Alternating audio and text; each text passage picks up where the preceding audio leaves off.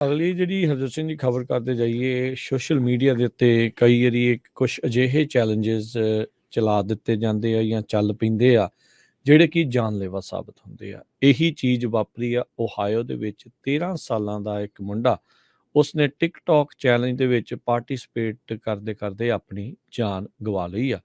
Social media ਦੇ ਉੱਤੇ ਇਹ ਚੈਲੰਜ ਚੱਲ ਰਿਹਾ ਸੀ, ਟਿਕਟੋਕ ਦੇ ਉੱਤੇ ਖਾਸ ਕਰਕੇ, ਵੀ ਹੋਲੂਸੀਨੇਟ ਕਰਨ ਦੇ ਲਈ, ਇੱਕ ਹਿਸਾਬ ਦੇ ਨਾਲ ਨਸ਼ਾ ਕਹਿ ਲਓ, ਵੀ ਕਾਈਂਡ ਆਫ ਕਰਨ ਦੇ ਲਈ, ਵੀ ਤੁਹਾਡਾ ਦਿਮਾਗ ਦੀ ਸੁੱਧ ਬੁੱਧ ਕਾਈਂਡ ਆਫ ਗਵਾਚ ਜਾਵੇ।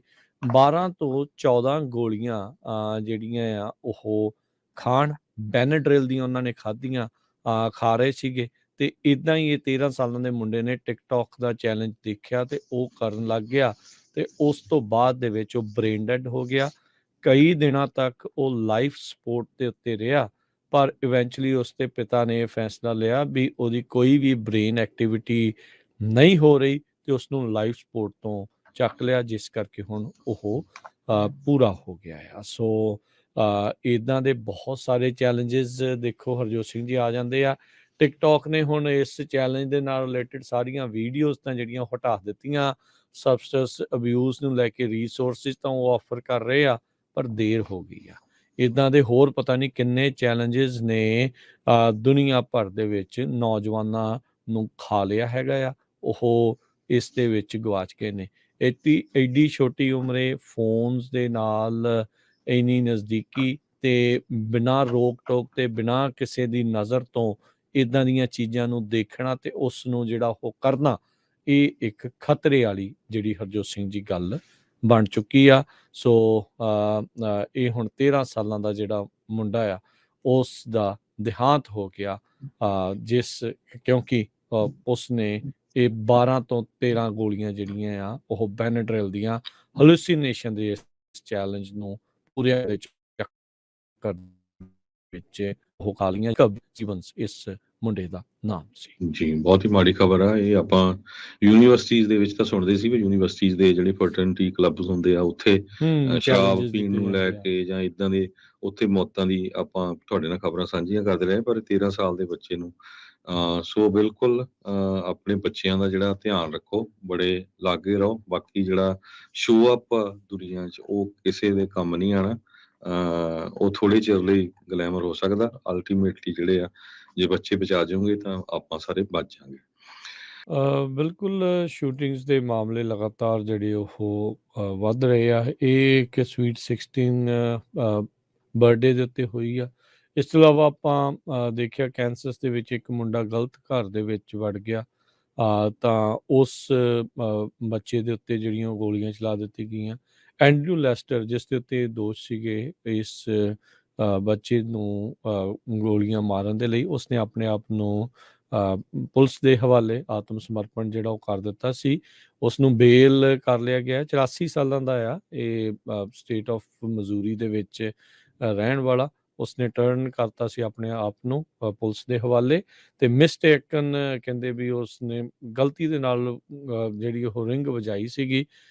ਕਮਾਲ ਦੀ ਗੱਲ ਆ ਹਰਜੋਤ ਸਿੰਘ ਜੀ, ਇੰਨੇ ਘਬਰਾਏ ਪਏ ਨੇ ਲੋਕ ਘਰਾਂ ਦੇ ਵਿੱਚ ਵੀ ਰਿੰਗ ਵਜਾਉਣ ਦੇ ਉੱਤੇ ਵੀ ਗੋਲੀਆਂ ਜਿਹੜੀਆਂ ਉਹ ਚਲਾ ਦਿੰਦੇ ਨੇ।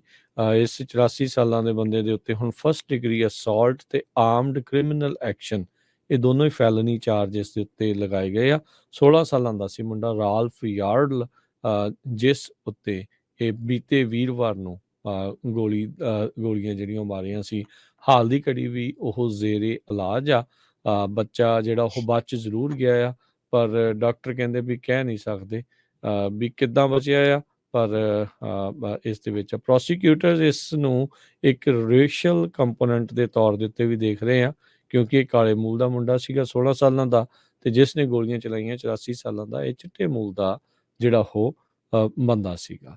ਇੱਦਾਂ ਦੀ ਜਿਹੜੀ ਹੋਰ ਹਰਜੋਤ ਸਿੰਘ ਜੀ ਘਟਨਾ ਜਿਹੜੀ ਇਹ ਵਾਪਰੀ ਆ, 20 ਸਾਲਾਂ ਦੀ ਇੱਕ ਕੁੜੀ ਜਿਹੜੀ ਆ ਉਹ ਗੋਲੀ ਉਸ ਤੇ ਲੱਗੀ ਆ ਤੇ ਉਹ ਮਰ ਗਈ ਆ, ਜਦ ਉਸਦੀ ਫਰੈਂਡ ਜਿਹੜੀ ਗੱਡੀ ਚਲਾ ਰਹੀ ਸੀ ਉਹ ਗਲਤ ਡਰਾਈਵੇ ਦੇ ਵਿੱਚ ਵੜ ਗਈ।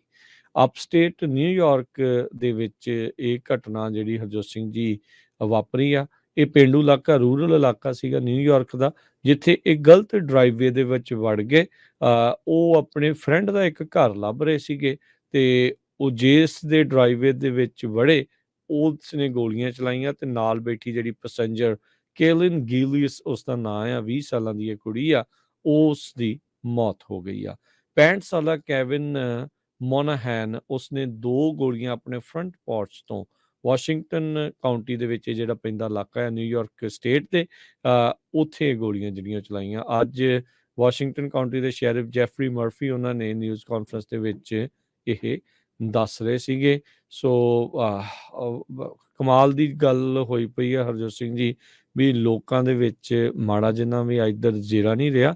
ਲੋਕ ਗਲਤ ਘਰ ਦੇ ਵਿੱਚ ਪਹੁੰਚ ਵੀ ਜਾਂਦੇ ਆ, ਗਲਤ ਘਰ 'ਚ ਡਰਾਈਵ ਵਿੱਚ ਕਈ ਵਾਰੀ ਵੜ ਵੀ ਜਾਂਦੇ ਆ। ਹੁਣ ਗੂਗਲ ਦੇ ਉੱਤੇ ਮੈਪ ਦੇ ਸਹਾਰੇ ਲੋਕ ਜਾਂਦੇ ਆ, ਕਈ ਵਾਰੀ ਗਲਤ ਐਡਰੈਸ ਹੋ ਸਕਦਾ ਆ, ਪਰ ਇੱਦਾਂ ਅੱਗੋਂ ਲੋਕ ਪੈਨਿਕ ਕਰਕੇ ਗੋਲੀਆਂ ਚਲਾ ਰਹੇ ਆ। ਇਹ ਆਈ ਥਿੰਕ ਇੱਕ ਮਾੜੀ ਗੱਲ ਆ। ਥੋੜ੍ਹੇ ਸਮੇਂ ਦੇ ਵਿੱਚ ਜਿਹੜੀਆਂ 2 ਘਟਨਾਵਾਂ ਬੈਕ ਟੂ ਬੈਕ ਕੁਛ ਹੀ ਦਿਨਾਂ ਦੇ ਅੰਤਰ ਦੇ ਵਿੱਚ ਇਹ ਵਾਪਰੀਆਂ। ਮਾਸ ਸ਼ੂਟਿੰਗ ਤੋਂ ਸਾਹ ਨਹੀਂ ਸੀ ਮਿਲ ਰਿਹਾ ਤੇ ਇੱਧਰ ਇੱਦਾਂ ਦੀਆਂ ਗਲਤ ਘਰਾਂ ਦੇ ਵਿੱਚ ਰਿੰਗ ਖੜਕਾਉਣ ਦੇ ਲਈ ਜਾਂ ਡਰਾਈਵ ਵਿੱਚ ਵੜਨ ਕਰਕੇ ਬੱਚਿਆਂ ਨੂੰ ਗੋਲੀਆਂ ਦਾ ਸ਼ਿਕਾਰ ਹੋਣਾ ਪੈ ਰਿਹਾ ਹੈ। ਬਿਲਕੁਲ। ਐਂਡਰਿਊ ਲੈਸਟਰ, ਜਿਸ ਨੂੰ ਅਰੈਸਟ ਕੀਤਾ ਗਿਆ ਆ, ਕਾਲੇ ਮੂਲ ਦੇ ਨੌਜਵਾਨ ਨੂੰ ਇਸਨੇ ਮਾਰਿਆ ਸੀ। 84 ਸਾਲਾਂ ਦਾ ਇਹ ਬਜ਼ੁਰਗ ਹੈਗਾ ਹੈ ਐਂਡਰਿਊ ਲੈਸਟਰ। ਇਸ ਨੂੰ ਯੂਐਸ ਸਟੇਟ ਆਫ ਮਿਜ਼ੋਰੀ ਦੇ ਵਿੱਚ ਇਸਨੇ ਆਪਣੇ ਆਪ ਨੂੰ ਟਰਨ ਇਨ ਕਰ ਦਿੱਤਾ ਤੇ ਹੁਣ ਇਹਨੂੰ ਜਿਹੜਾ ਆ ਫਸਟ ਡਿਗਰੀ ਅਸੌਲਟ ਤੇ ਆਰਮਡ ਕ੍ਰਿਮੀਨਲ ਐਕਸ਼ਨ, ਦੋਨੋਂ ਹੀ ਫੈਲਨੀਜ਼ ਆ, ਉਹਦੇ ਵਿੱਚ ਚਾਰਜ ਕੀਤਾ ਜਾਊਗਾ। ਚਿੱਟੇ ਮੂਲ ਦਾ ਹੋਮ ਓਨਰ ਇਸਨੇ ਰਾਲਫ ਜਲ, 16 ਸਾਲ ਦਾ, ਜੋ ਕਾਲੇ ਮੂਲ ਦਾ ਨੌਜਵਾਨ ਸੀ, ਇਸ ਨੂੰ ਗੋਲੀ ਇਸ ਕਰਕੇ ਮਾਰ ਦਿੱਤੀ, ਜਿਸ ਤਰ੍ਹਾਂ ਤੁਸੀਂ ਦੱਸਿਆ ਹੀ ਆ ਵੀ ਉਸਨੇ ਡੋਰਬੈਲ ਰਿੰਗ ਕਰਤੀ ਸੀ। ਬਾਈ ਮਿਸਟੇਕ ਉਹ ਆਪਣੇ ਭਰਾ ਨੂੰ ਚੱਕਣ ਗਿਆ ਸੀ ਤੇ ਉਸਨੇ ਸੋਚਿਆ ਸ਼ਾਇਦ ਇਹੀ ਘਰ ਆ, ਬਾਈ ਮਿਸਟੇਕ ਉਹ ਰਿੰਗ ਕਰਤੀ ਸੀ। ਤੇ ਉਸ ਤੋਂ ਬਾਅਦ ਜਦੋਂ ਇਹਦੇ ਵਿੱਚ ਇਹ ਕਿਹਾ ਗਿਆ ਆ ਵੀ ਜਿਹੜੇ ਪ੍ਰੋਸੀਕਿਊਟਰਸ ਆ ਉਹ ਕਹਿੰਦੇ ਆ ਵੀ ਪੱਕਾ ਇਹਦੇ ਵਿੱਚ ਰੇਸ਼ੀਅਲ ਕੰਪੋਨੈਂਟ ਸੀਗਾ ਤੇ ਇਸ ਗੋਰੇ ਮੂਲ ਦੇ ਬਜ਼ੁਰਗ ਨੇ ਇਹ ਦੇਖਿਆ ਵੀ ਕਾਲੇ ਮੂਲ ਦਾ ਨੌਜਵਾਨ, ਇਸ ਕਰਕੇ ਕਹਿੰਦੇ ਵੀ ਉਸਨੇ ਜਿਹੜੀ ਗੋਲੀ ਮਾਰੀ ਹੈਗੀ ਆ। ਤੇ ਹੁਣ $2 ਲੱਖ ਦੀ ਜਿਹੜੀ ਬੇਲ ਆ ਉਹਦੇ ਉੱਤੇ ਉਸ ਨੂੰ ਛੱਡ ਦਿੱਤਾ ਗਿਆ ਹੈਗਾ। ਜੀ ਬਿਲਕੁਲ।